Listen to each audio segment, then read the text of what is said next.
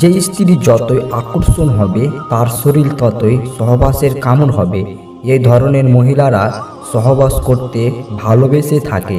পিরিয়ডের সময় যদি খুব যন্ত্রণা হয় তবে গরম দুধের তুলনায় লস্যি বেশি কার্যকর হয়। মনোবিজ্ঞানীর মতে মন ভাঙার পরে মহিলাদের তুলনায় পুরুষদের বেশি কষ্ট হয়ে থাকে। বীর্যে থাকা প্রোটিন মহিলাদের ত্বকের জন্য খুবই উপকারী মানা হয়। যে মহিলারা সেক্স পায় না সেই সব মহিলারা সেক্সের কথা চিন্তা করতে থাকে। ঠিক তেমনি যার কাছে টাকা নেই সে টাকার ব্যাপারে চিন্তা করে। মেয়েরা সমৃদ্ধ বানানোর জন্য তখনই খুব উত্তেজিত হয়ে পড়ে যখন সে খুব রোমান্টিক হয় ও সেই পুরুষের সাথে নিজেকে কমফর্টেবল ও সুরক্ষিত মনে করে। সহবাসের পরে পেশাব করলে ইউরিন ইনফেকশন হয় না। যখন কোনো মহিলা এই সময় আপনাকে জড়িয়ে ধরে নেয় ও জোরে জোরে নিঃশ্বাস ছাড়ে তাহলে ভেবে নিন সে সন্তুষ্ট হয়েছে। সহবাসের সময় মেয়ের জন্য চাটলে ও চুষলে মেয়েদের উত্তেজনা 10 গুণ বেড়ে যায়। যে পুরুষ তার জীবনের নেশাকে বেশি গুরুত্ব দেয় তার স্ত্রী কখনোই তার থেকে সন্তুষ্ট হতে পারে না।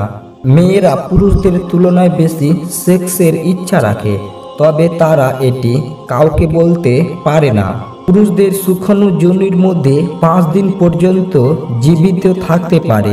যদি এই 5 দিনের কোনো ডিম্বাণুর সংস্পর্শে আসে তবে সেটিকে ফার্টিলাইজিং করে।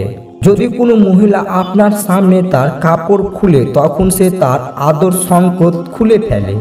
একজন মেয়ে তখনই পুরো নির্বস্তুক হয় যখন সে পুরো মন থেকে সহবাস করতে চায়। লোকেরা মনে করে যে পুরুষের লিঙ্গর সাইজ তার শরীরের লম্বার উপর নির্ভর করে, কিন্তু এমনটা নয়।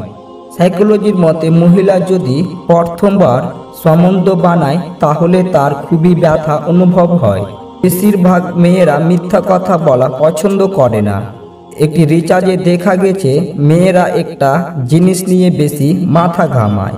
রিসার্চের মতে ছেলেদের শরীরের তুলনায় মেয়েদের শরীর বেশি ক্লেফেকশন হয়। আপনি কি জানেন একটা সার্ভিস অনুযায়ী 7% পুরুষ চায় যে সহবাসের জন্য প্রথমে মহিলারা বলুক। সাইকোলজির মতে মেয়েরা ছেলেদের তুলনায় কম ডিপ্রেশন শেয়ার করে।